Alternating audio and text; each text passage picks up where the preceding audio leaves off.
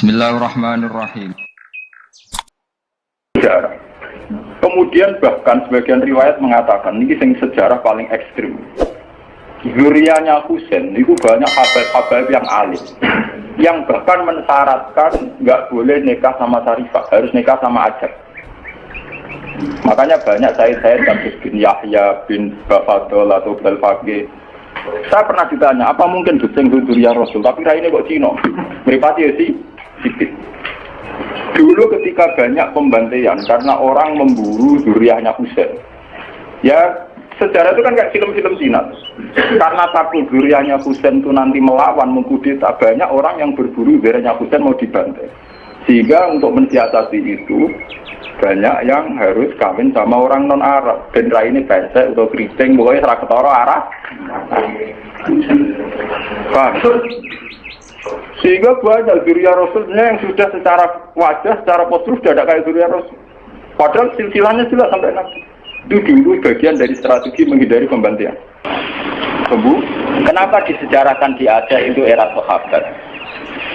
Karena ketika konflik Muawiyah itu benar-benar ekstrim, itu banyak sahabat yang netral yang milih minggat. Gak melok-melok, dia pergi. Dia saat pergi itu menuju Cina, karena dulu kota populer itu Cina. Ya banyak yang sampai ke Cina. Makanya kayak Cina di King di apa itu banyak kepulauan Cina yang Islamnya sudah mayoritas.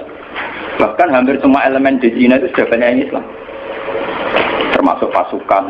Makanya abad keberapa itu ada Cenggo, ada apa itu kamu tidak usah kaget karena era sahabat saja sudah ada Islam di terutama di Napoli ini kepulauan King nopo kabupaten atau apa kebenaran apa provinsi itu yang di sana itu.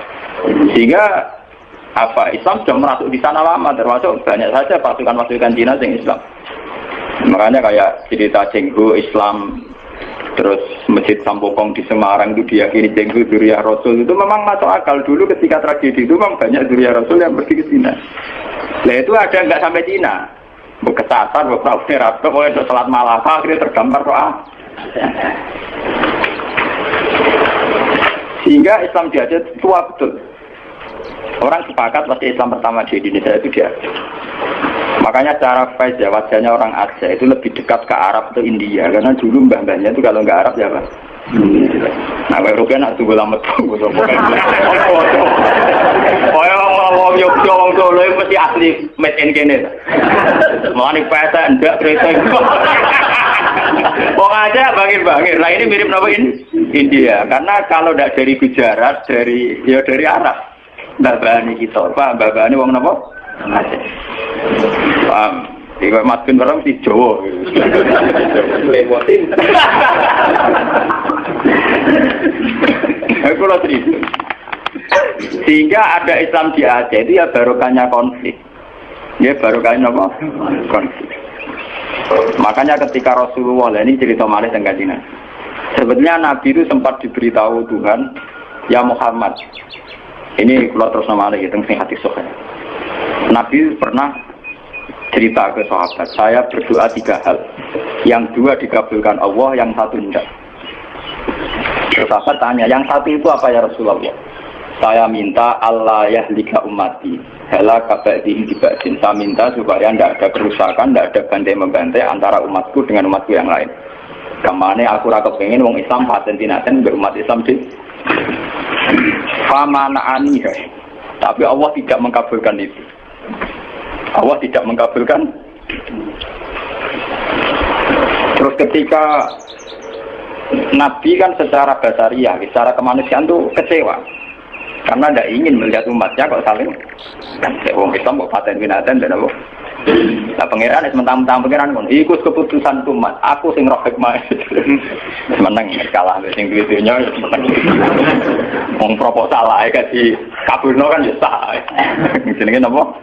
Proposal, permohonan. Tapi ternyata sejarah membuktikan teori itu bahwa yang benar ternyata Tuhan. Ketika orang Islam di Timur Tengah tidak nyaman dengan kondisi Timur Tengah, banyak yang minggat. Termasuk minggat yang Cina, akhirnya Islam di Cina pasang, minggat yang Aceh, akhirnya yang Aceh. Sama seperti Pangeran Diponegoro, Pangeran Dinowo, tukaran, kecewa, keraton, sudah minggat. Akhirnya orang Islam di Sulawesi, orang Pangeran ada berkeliaran ini. Berhubung sudah jadi Pangeran kan mental mimpinya kan pancet.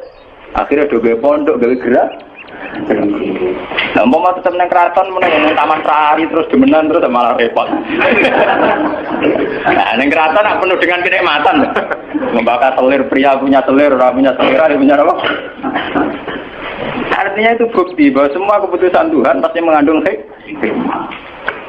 Malah nak ono kiai tukaran ning daerah, iku apik. Tapi nak ramikat malah apik. Mergo gak menyebar. Kumpul ning kono, dadi nek tukaran kudu ning ming. Iku nanti iso menyebar.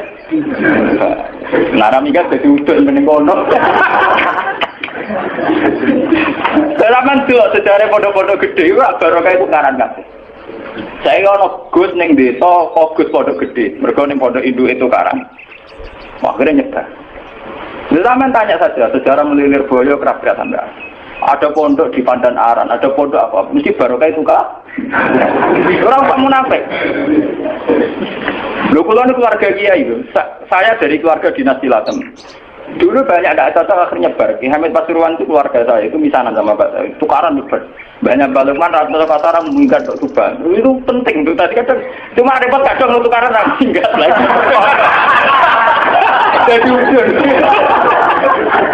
Berarti pengingat ya. Nah ini cerita. Sampai tanya sejarah manapun, barokah ono Islam ning Cina itu barokah tukaran, barokah minggat. Islam di Aceh juga barokah apa? Itu begitu sejarahnya memang begitu. Makanya dalam hukum takdir itu begitu. Takdir itu kadang tidak menyenangkan secara syariat, tapi takdir nggak bisa dilawan. Ya karena itu tadi, itu sudah Tuhan. Tuhan itu kalau dengan hak prerogatifnya sebagai Tuhan mesti jawabnya ini alamu malah. Saya tahu apa yang kalian tidak. Pengiran itu mau kongir, bahwa ini alamu alam apa? Aku luwe roh, mungkin itu makhluk roh.